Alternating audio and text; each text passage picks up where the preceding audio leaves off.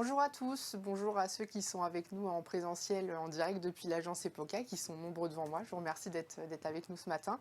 Et à tous ceux qui sont connectés pour assister à notre atelier LinkedIn de A à Z. Donc, comme son nom l'indique, l'objectif du jour, ça va être de faire un focus sur la plateforme avec un prisme particulier sur les sujets d'intelligence artificielle et comment elle s'injecte dans le cadre du fonctionnement du réseau social. Donc aujourd'hui, j'ai le plaisir d'être accompagnée d'Élodie Drapier, Bonjour. qui est chef de projet social media au sein de l'agence EPOCA, avec qui je travaille très régulièrement, puisque je suis moi-même stratégiste et experte des sujets social media et d'amplification digitale au sein de l'agence. EPOCA, si vous ne connaissez pas encore notre société, c'est une agence de communication corporate RH et B2B qui compte à peu près 350 clients et 200 collaborateurs. Et vous le voyez, qui va activer l'ensemble des expertises nécessaires pour accompagner tous ces clients dans leurs besoins et leurs sujets de communication. Donc ça va du consulting à l'audit, à l'organisation d'événements, ou l'accompagnement sur des notions de relations presse et d'affaires publiques. Et puis bien sûr, c'est les notions d'amplification digitale comme nous pouvons le faire au quotidien avec Élodie. Et vous êtes ici donc dans le cœur des locaux d'EPOCA et de son groupe, puisqu'EPOCA c'est une agence de communication, mais c'est aussi tout un écosystème qui va pouvoir adresser l'ensemble des problématiques de ses clients. Et vous êtes là particulièrement au sein des studios Victoire, donc qui est vraiment notre filiale dédiée à la production de contenu vidéo. Et donc nous avons particulièrement deux studios ici, un sous le format studio télé, ici au moins un, et puis un autre qui va être au premier étage, qui est un format un peu plus réduit. Notre expertise en social media, très rapidement, puisqu'on a plein de choses à dire ensuite sur LinkedIn et l'intelligence artificielle. Pour vous synthétiser un petit peu ce qu'on a l'habitude de faire, on va accompagner nos clients sur les notions de conseils stratégiques qui vont d'études, d'audits, d'analyses vraiment fines de comportement d'audience, à la définition de stratégie de présence et d'amplification. Ensuite, on peut aussi vous accompagner sur un plus long terme sur les notions d'animation et d'activation. Donc, comment est-ce que plus régulièrement on peut animer vos canaux sociaux, donc avec de la production de contenu à valeur ajoutée, avec vraiment un accompagnement éditorial, et aussi la mise en place de certaines campagnes d'activation qui vont être ou avec des partenariats médias pure player, ou sur des contenus qu'on va sponsoriser, ou avec des partenariats d'influenceurs qu'on met en place assez régulièrement au sein de l'agence. Et puis aussi, un dernier volet de notre expertise sur lequel on travaille depuis plusieurs années, les notions d'advocacy. Donc comment est-ce qu'on peut faire de vos dirigeants, de vos collaborateurs, de vos partenaires, même commerciaux, des alliés dans votre communication et les activer comme des émetteurs complémentaires à ce qui est fait sur vos canaux officiels, entre guillemets. Donc au programme, en fait le programme ce matin il est très simple. Première partie, on va faire donc un focus sur l'algorithme, sur les nouveautés et un petit peu les conseils qu'on peut vous donner. Puisque LinkedIn de A à Z, c'est un format régulier qu'on fait avec Élodie et les équipes EPOCA. Voilà, l'idée c'est que régulièrement on vous fasse un petit update sur ce qui se passe autour de la plateforme. Et la partie 2, donc l'intelligence artificielle et LinkedIn, où est-ce que nous en sommes et quels sont les usages aujourd'hui. Donc si on commence, Élodie, je te laisse sur le focus de l'algorithme. Merci Marie. Du coup, aujourd'hui, focus de l'algorithme LinkedIn. Globalement, aujourd'hui, LinkedIn va faire face à un vrai défi qui est de sortir de ce mouvement de Facebookisation qui a été amené par la pandémie de la Covid-19, où on a vu émerger du coup des contenus viraux à faible valeur ajoutée, des contenus trop hacking et des contenus trop personnels. Aujourd'hui, l'objectif de LinkedIn, ça va être de revenir à un contenu instructif en vous proposant des flux experts, plus qualitatifs pour vos audiences. Ça revient du coup à venir au cœur de l'algorithme avec trois piliers d'action. Le premier, ça va être un ciblage et une spécification du contenu.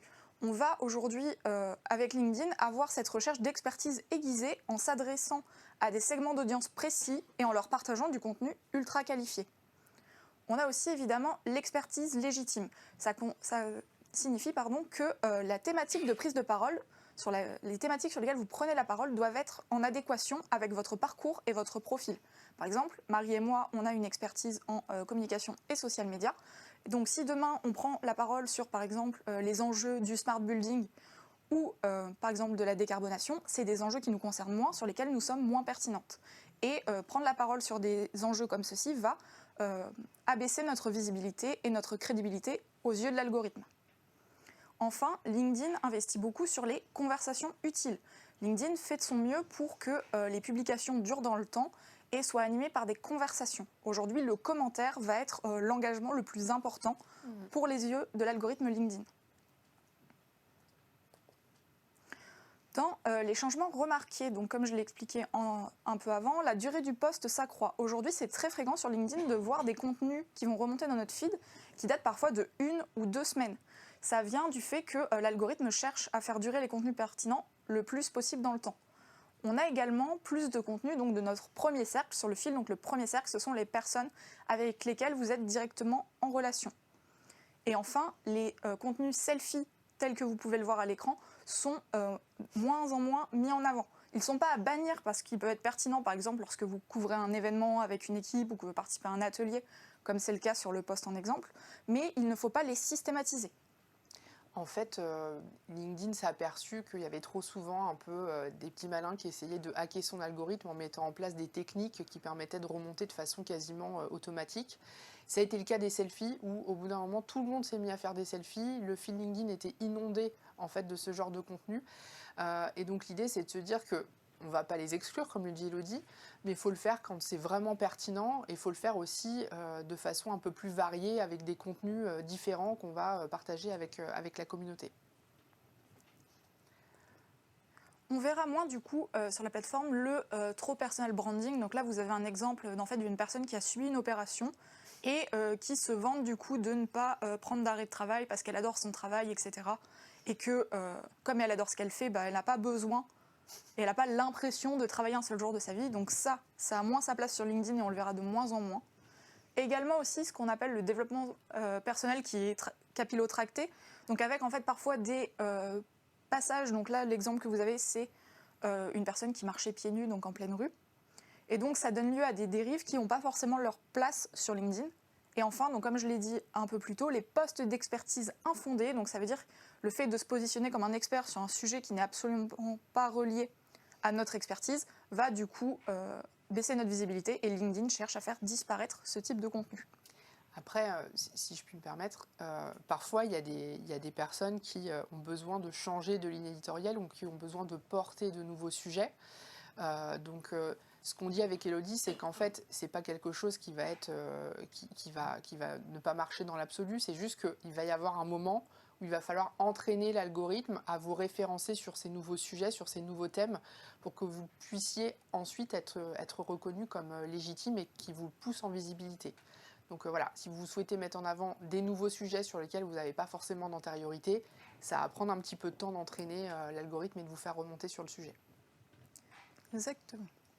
On verra moins également les posts viraux. Donc vous avez un exemple à gauche qui est l'exemple de cette Facebookisation de LinkedIn post-pandémie, où ce type de contenu, du coup, qui générait généralement beaucoup de likes, beaucoup d'interactions, du fait de sa facilité. Aujourd'hui, c'est des choses qui sont moins mises en avant et pareil, c'est pas du contenu expert, donc LinkedIn va chercher à faire diminuer la partie de ses contenus sur la plateforme.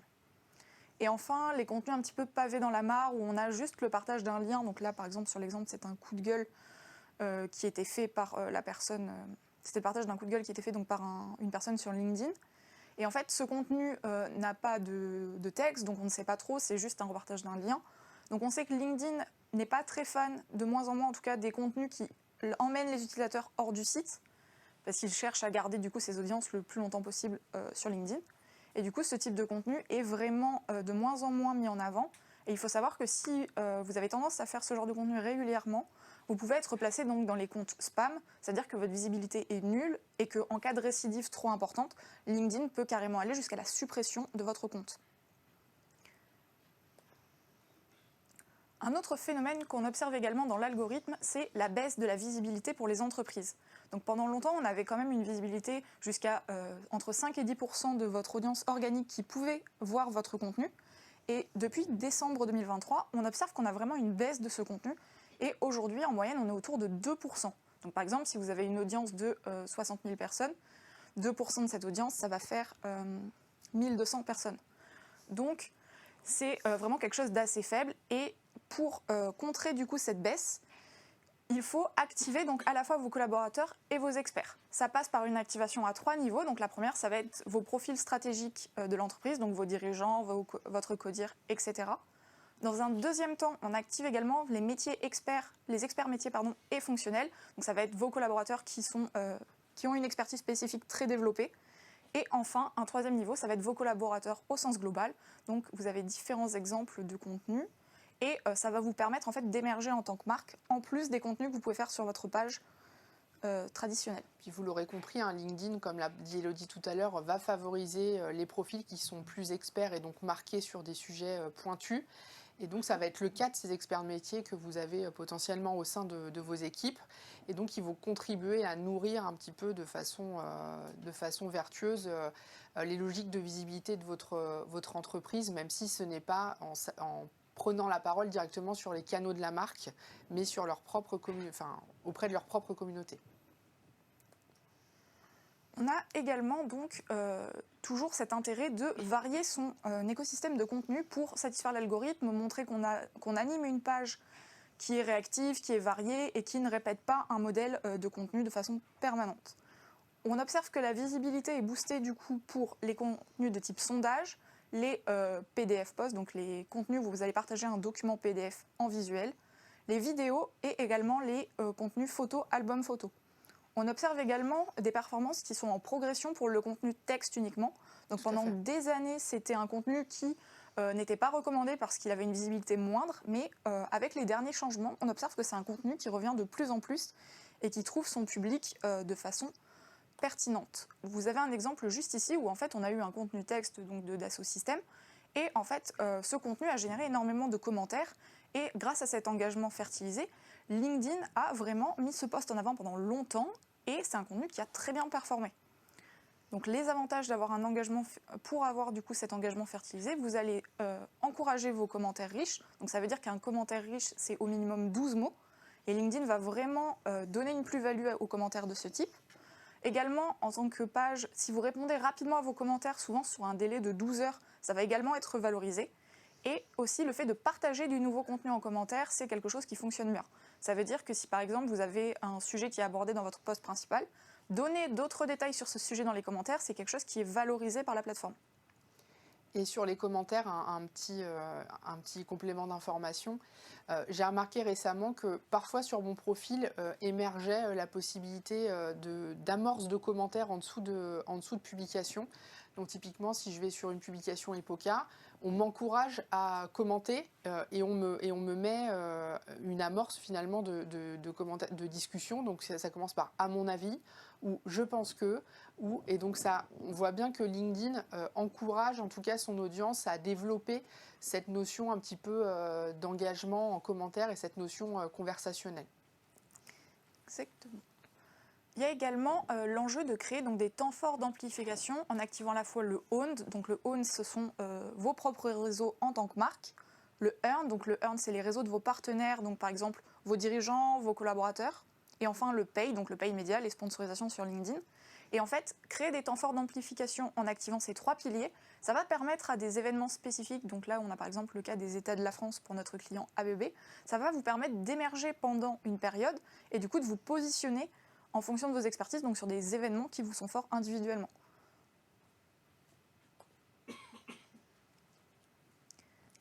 Parfait, merci Elodie. Et donc on espère qu'en tout cas ce focus sur l'algorithme et un petit peu les conseils qu'on pouvait vous donner, vous apporter les informations que vous recherchez. Maintenant, l'idée, c'est de faire un focus sur l'intelligence artificielle et LinkedIn et voir où est-ce que nous en sommes du point de vue de cette technologie. Alors l'intelligence artificielle, c'est un peu, je trouve, un mot valise en ce moment. Et l'idée, c'est que je voulais vous remettre une définition qui a été éditée par le Parlement européen, qui, je trouve, retranscrit bien un petit peu ce qu'on va retrouver dans l'usage, en tout cas social media. Donc le Parlement européen définit l'intelligence artificielle comme tout outil utilisé par une machine dans l'objectif de reproduire des comportements liés aux humains, donc tels que le raisonnement, la planification, la créativité. Et comment elle fait ça? Donc c'est par des modèles de calcul complexes qui agrègent un volume immense de données qu'elle est capable de traiter de manière auto-apprenante. Donc ça, c'est un petit peu la grande définition de l'intelligence artificielle. Et comment ça s'est traduit en fait récemment? Donc ça date de 2022, donc c'est pas si ancien.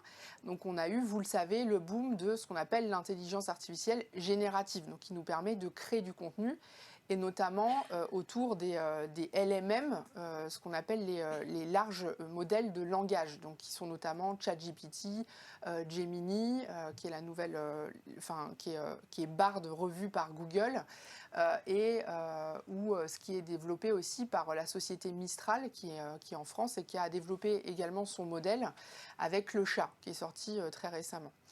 Et c'est une vraie révolution, puisque en fait c'est une innovation qui a été mise tout de suite entre la main des utilisateurs et des consommateurs. Et on a vu en l'espace de 2 mois donc un boom de 100 millions d'utilisateurs pour ChatGPT en 2022. Et ça ne fait que croître de façon exponentielle. Donc on voit bien que c'est vraiment une technologie qui va révolutionner les usages, et en plus de vraiment susciter l'intérêt vraiment des consommateurs et des utilisateurs, elle est aussi dans une logique de progression qui est assez remarquable, où vraiment les logiciels évoluent de façon très très rapide. Et si vous suivez un petit peu ChatGPT, bon, on a eu la version 3, 3.5, 4, maintenant la version 5 va sortir avec toujours des modèles plus perfectionnés, sur la génération en fait de ce qu'elle va vous proposer comme contenu. Ça a commencé par du texte. Ensuite, on a eu l'image avec DALL-E, qui est représentée ici.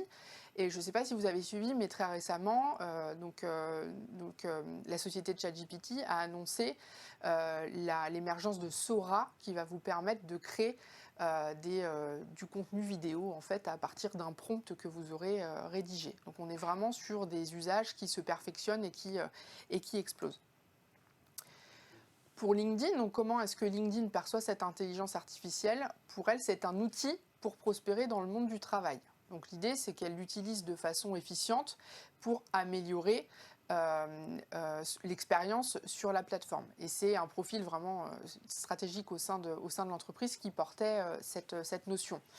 Et donc comment ça se traduit? Donc ils vont impacter l'intelligence artificielle dans le cadre de la plateforme pour analyser les données, tirer les meilleures conclusions et derrière prendre des décisions qui vont vous impacter en tant qu'utilisateur. LinkedIn et l'intelligence artificielle, où est-ce qu'on en est? Donc on peut dire en fait qu'on est en déploiement et que ce déploiement il est progressif depuis 2 ans. Après, c'est des choses qui vont... LinkedIn est aux premières loges, si je puis dire, dans le cadre de ce développement, puisque LinkedIn fait partie du groupe Microsoft, qui est lui-même actionnaire principal d'OpenAI, qui est la plateforme qui a généré l'outil ChatGPT. Donc de façon très étroite, ces entreprises sont liées, et donc LinkedIn très régulièrement réinjecte les nouveautés finalement du ChatGPT dans le cadre de sa plateforme. Et elle en profite pour développer de nouvelles fonctionnalités. Donc ça passe par la recommandation affinée de contenu, à ces notions de ghostwriting ou d'assistance rédactionnelle, et aussi à l'optimisation du profil ou l'optimisation des capacités de recrutement. Donc on va faire des focus un peu particuliers, un peu plus poussés sur ces notions ensuite. Donc vous allez le voir progressivement, ça a commencé en fin d'année dernière, on observe que ça s'intensifie là depuis début 2024, et je pense qu'on verra encore un petit peu plus d'intelligence artificielle fleurir dans la plateforme en cours d'année. Et au-delà de ce que je vous ai dit, ça va changer en fait drastiquement la manière dont l'algorithme fonctionne. Donc cette slide peut faire peur. Je vais essayer de vous la résumer de façon un petit peu facile et synthétique. Donc on va dire qu'avant l'intelligence artificielle, on avait un fonctionnement de l'algorithme qui était plutôt linéaire. Donc on observait votre comportement et le comportement que vous aviez par rapport à une publication. Et donc est-ce que le critère de calcul 1 était X ou Y? Oui, je passe à la case suivante, etc. Et ça se reproduisait pour savoir si finalement on allait vous proposer ce contenu ou exposer davantage ce contenu à d'autres populations. Là, on va être sur quelque chose, donc vous voyez, après l'intelligence artificielle, beaucoup plus matricielle. Donc, on va vraiment être sur une intelligence vraiment de la détection de vos usages des comportements. Et vous allez avoir différentes marqueurs de data qui vont être positionnés à des endroits stratégiques sur votre parcours et sur la consommation de contenu et qui vont encore plus affiner l'expérience qu'on va vous proposer sur LinkedIn. Et donc ça, c'est des choses qui sont vraiment en train d'être injectées sur la plateforme, pas tout à fait matures à l'heure actuelle, mais on peut imaginer qu'on va se diriger vers ce modèle-là, ce modèle de droite que vous voyez ici. Donc l'intelligence artificielle sur LinkedIn, pour quel profil? Donc déjà, c'est premièrement pour les utilisateurs, donc comme vous et moi, donc pour atteindre des objectifs qui peuvent être personnels. Donc pour des talents qui souhaitent se rendre visibles de recruteurs et candidater de façon plus intelligente possible, et être aussi détectés de façon plus fine. Pour les salariés qui souhaitent mettre en lumière leur expertise, leur projet et valoriser un petit peu leur réussite dans le cadre de leur fonction auprès de leurs collègues, mais aussi de leur réseau. Et puis, il y a aussi une notion autour des indépendants et des micro-entrepreneurs qui sont une population qui va vraiment être clé pour LinkedIn puisqu'ils vont utiliser la plateforme pour se rendre visibles et surtout développer leur business. On a également les entreprises, les organisations et les institutions qui vont être très présentes sur la plateforme et qui vont aussi pouvoir utiliser l'intelligence artificielle pour répondre à des objectifs stratégiques. Donc pour valoriser la marque et pour vraiment capitaliser sur un peu les 3 piliers incontournables de LinkedIn qui est la valorisation de la marque sur un aspect corporate, sur un aspect B2B et sur un aspect marque employeur. Donc ça, on va pouvoir se servir de l'intelligence artificielle pour valoriser ces assets. On va avoir aussi plus spécifiquement les équipes RH qui vont pouvoir utiliser la plateforme et l'intelligence artificielle pour identifier les talents et recruter de manière un peu plus efficiente. Et le service commercial qui va pouvoir aussi détecter des leads potentiels et rentrer en contact avec des prospects à valeur ajoutée pour l'entreprise. Donc comment est-ce que l'intelligence artificielle s'active sur LinkedIn? Donc on va faire ensuite avec Elodie des focus pour essayer de décrypter ça pour vous. Donc il y a un premier point qui va être pour améliorer l'expérience.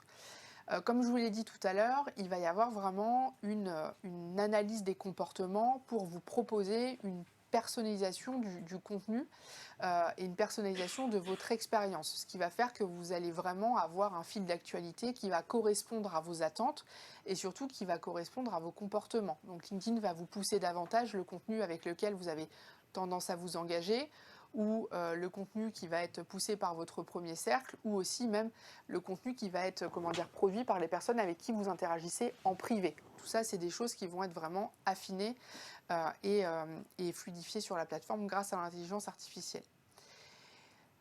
Mais l'intelligence artificielle a aussi certains risques, et on le sait, l'IA génératif permet aussi de créer des faux profils, des fausses identités, et d'alimenter régulièrement aussi ces nouveaux émetteurs.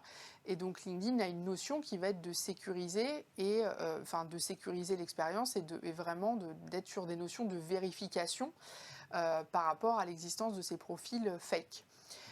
Et donc là, ce qui va se passer, c'est qu'il y a un modèle d'identification de photos qui va être mis en place, qui va détecter si ces photos sont issues d'une IA générative comme DALL-E ou si ce sont des vraies photos et donc vous faciliter l'accès au réseau. Et d'ailleurs, je ne sais pas si vous l'avez vu ou si vous avez vous-même peut-être procédé à la vérification de votre profil, mais LinkedIn vous propose de vérifier votre profil.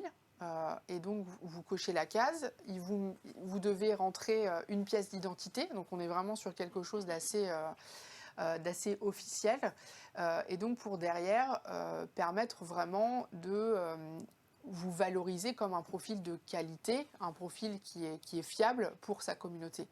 Et d'ailleurs, ce qu'on observe, c'est que si vous vérifiez votre profil, généralement, la plateforme va avoir tendance à vous mettre davantage en avant par rapport à son audience.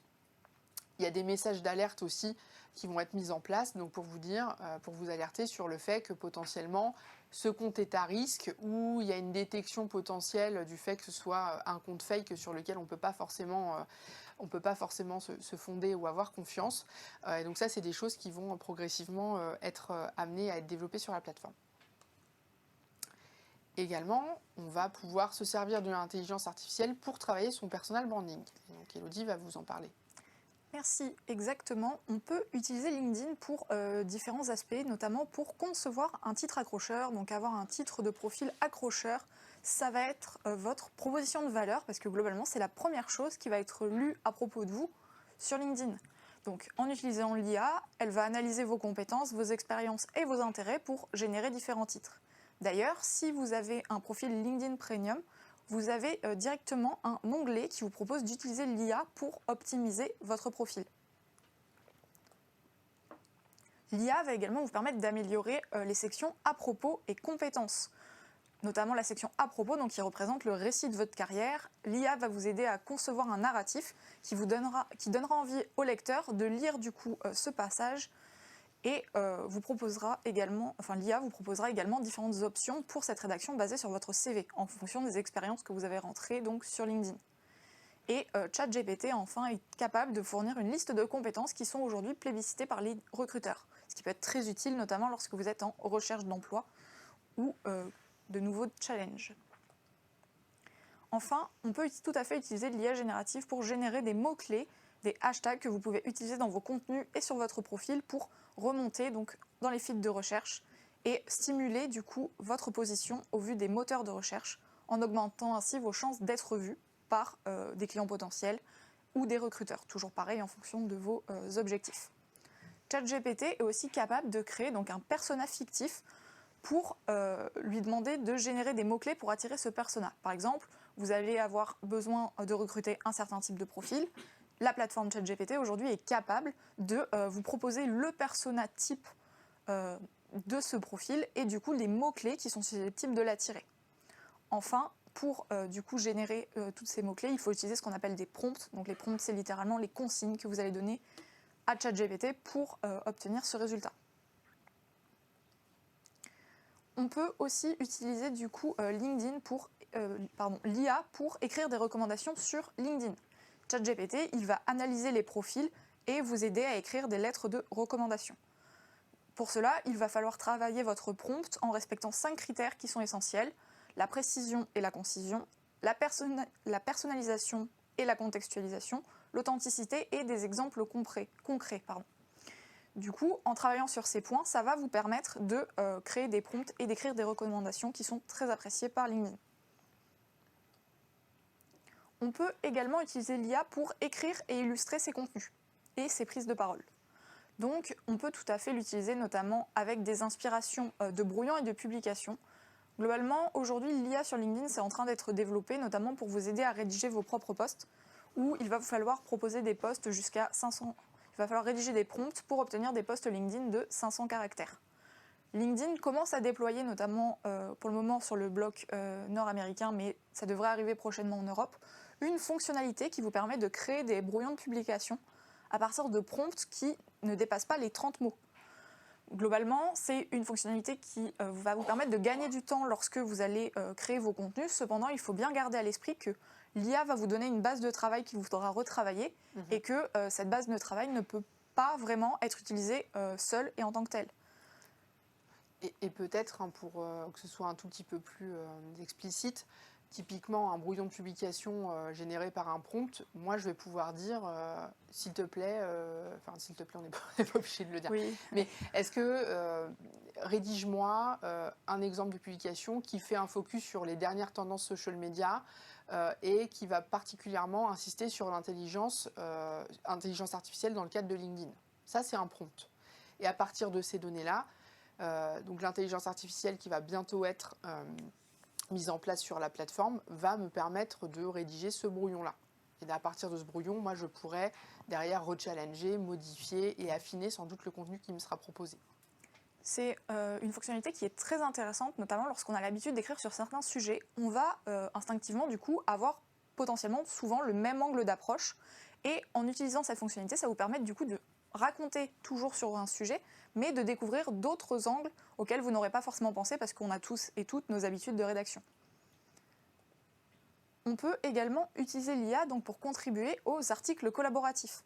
Vous avez sans doute toutes et tous déjà été sollicités par LinkedIn pour alimenter un article collaboratif.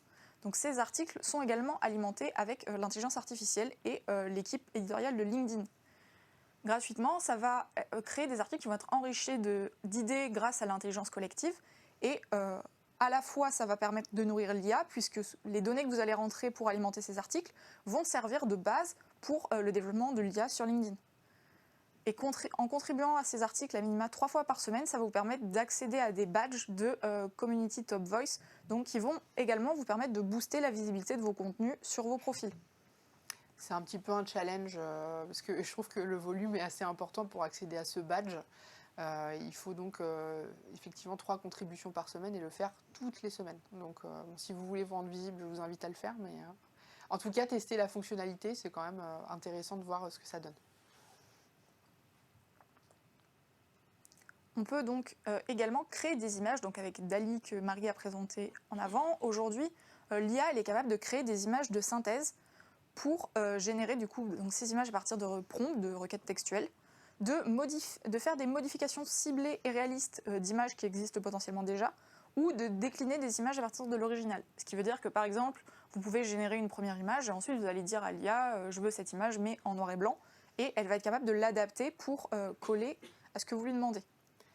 Après, sur ce terrain, il y a un petit peu un flou qui est le droit, en fait, à qui appartiennent ces images qui sont créées.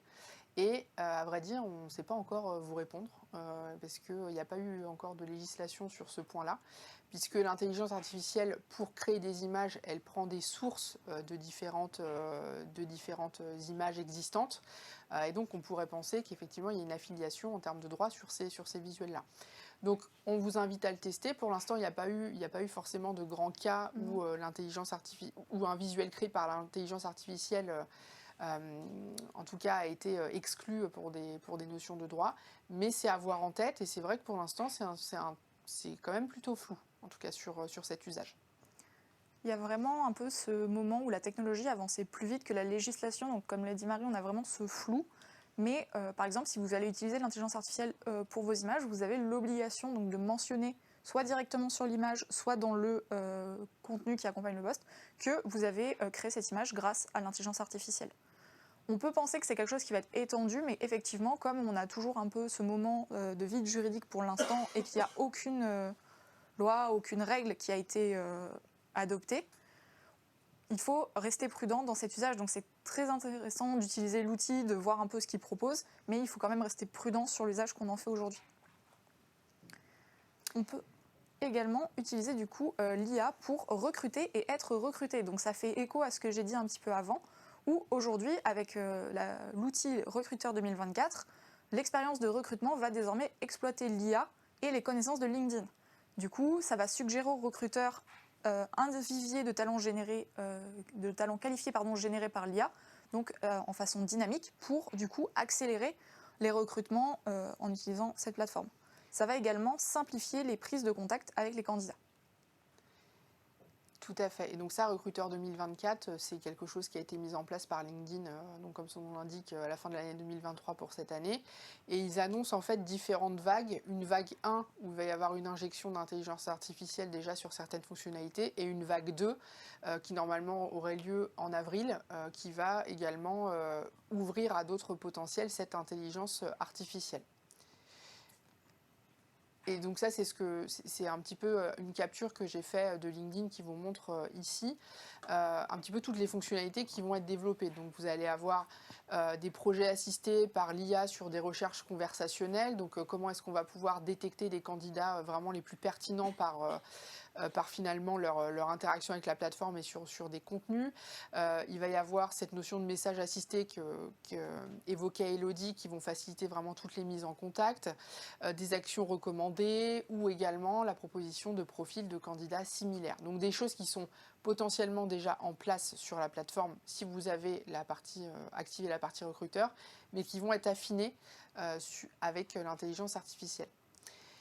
Sur la partie plutôt candidat, et puis même un professionnel, même si vous n'êtes pas forcément en recherche d'un nouveau challenge, il y a cette notion de vous accompagner dans booster en fait vos compétences avec un coach intelligence artificielle qui est mis en place, et donc qui va être accessible via LinkedIn Learnings pour vous accompagner. Et donc il peut vous accompagner pour affiner et candidater de façon efficiente, mais aussi il peut vous accompagner sur des challenges professionnels que vous affrontez, et il va derrière vous recommander du contenu, notamment de LinkedIn Learnings, pour vous aider justement à progresser sur des notions que vous souhaitez développer, comme votre leadership, ou comme peut-être des compétences communicationnelles. Tout ça, ça va être des choses qui vont être accessibles via ce coach assistance intelligence artificielle. Vous allez pouvoir aussi, côté candidat, générer des lettres de motivation personnalisées.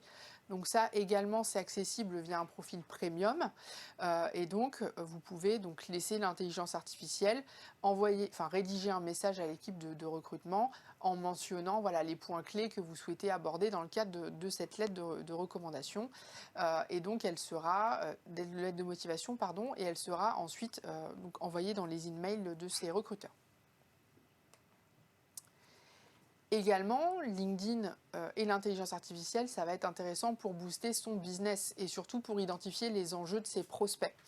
Donc via Sales Navigator, que peut-être vous connaissez ou que vous avez activé, LinkedIn également injecte de l'IA générative et donc va notamment vous proposer sur chacun de vos comptes, des comptes de prospects ou des comptes clients que vous avez rentrés sur la plateforme, une agrégation de contenu qui va provenir de différentes sources, donc web, LinkedIn, de profils aussi de Key Opinion Leader, et va vous proposer finalement un résumé de ce qui est important pour ce compte. Quel est le contexte du compte, quels sont les enjeux stratégiques, combien il y a de collaborateurs, etc. Et donc en un clin d'œil, on peut avoir un résumé très efficace du compte et un petit peu des informations clés à retenir. Donc ce qui est un gain de temps quand même assez considérable parfois pour les équipes commerciales qui doivent récupérer de différentes sources ces informations. On a également bien sûr tout un travail qui est fait au niveau de l'identification des cibles clés. Et donc c'est également travaillé via une logique prompt. Donc comme elle a expliqué Elodie tout à l'heure, donc je vais pouvoir dire à LinkedIn, identifie-moi des professionnels des social media en région parisienne qui font partie de mon réseau élargi. Et donc à partir de ce prompt, l'intelligence artificielle va pouvoir me ressortir les profils qui vont être les plus intéressants par rapport à ce que je lui ai mentionné. Et puis le petit bonus, c'est que derrière, il me propose une prise de contact facilitée avec un message qui va être généré par l'intelligence artificielle également. Donc tout est fait pour faciliter la vie et automatiser certaines choses sur lesquelles forcément on perdait peut-être un petit peu de temps et qui sont moins valeur ajoutée pour nous permettre de gagner du temps sur d'autres tâches qui vont nous permettre de gagner en efficacité. Quel avenir pour l'IA ? Donc pour nous, avec Elodie, on pense que c'est vraiment de grandes opportunités, notamment sur LinkedIn. Après, il faut bien savoir l'utiliser, puisque finalement, nous, à l'heure où ça en est, à l'heure actuelle, ce qu'on vous recommande, c'est vraiment de vous en servir comme un outil qui va vous permettre d'améliorer peut-être vos contenus, qui va vous aider à copiloter, mais pas tout à fait comme une béquille. Il faut aussi encore rechallenger ce que l'intelligence artificielle vous propose et il faut l'éduquer, l'entraîner. Et comme elle est auto-apprenante, ce qui est intéressant, c'est que normalement, vous allez également aider à améliorer la proposition de contenu qu'elle va pouvoir vous adresser. Et puis après, voilà, il y a certains avantages qui vont être la fluidification de l'expérience, avec l'apprentissage automatique et l'amélioration en continu, comme on l'a dit. Les notions de prédiction et d'anticipation, donc avec ces notions d'auto-apprentissage, donc il va y avoir de plus en plus de choses qui vont pouvoir être anticipées par l'intelligence artificielle et donc vous proposer derrière des contenus affinés, un fil qui va être vraiment à valeur ajoutée pour vous, et aussi personnaliser votre expérience avec des usages qui vous correspondent. Également, on l'évoquait, ça va nous permettre d'améliorer l'efficacité avec une automatisation de certaines tâches répétitives sur lesquelles auparavant voilà, on perdait du temps et on avait peu de valeur ajoutée, et nous permettre de gagner en performance et en compréhension. Après, ce qu'on vous recommande, c'est pas de tout automatiser, comme on l'a dit, hein, c'est vraiment de se servir de l'intelligence artificielle pour créer une première base, ou pour se dire que c'est une base pour, comme une checklist qui va vous permettre d'adresser certains incontournables. Mais l'idée, c'est que voilà, vous avez aussi quelque chose à apporter à votre contenu. Ça, c'est une valeur vraiment informationnelle significative que va valoriser notamment LinkedIn. Et donc, on vous recommande vraiment de vous investir aussi dans ces contenus qui vont être peut-être co-créés avec l'intelligence artificielle. Et puis enfin, ça progresse à vitesse grand V, hein, comme on l'a dit avec Elodie, mais il y a encore certaines limites à l'intelligence artificielle qui sont techniques, notamment sur les grands modèles de langage qui dépendent finalement des données qu'ils aspirent pour vous proposer le contenu le plus pertinent possible. Mais donc, en fait, l'intelligence artificielle, donc ChatGPT, vous propose le contenu en ayant analysé tout ce qu'il a pu analyser et va faire les associations qui lui semblent les plus intéressantes par rapport à l'historique analysé. Donc, par rapport à ce qu'il a analysé, ça peut aussi un petit peu impacter la proposition qu'il va vous faire. Parfois, il y a des difficultés de compréhension sur des environnements qui sont un peu trop évolutifs et complexes. Et puis notamment, si vous avez utilisé ChatGPT il y a quelques mois, vous vous êtes rendu compte qu'il y avait une limite sur les informations qu'il avait intégrées.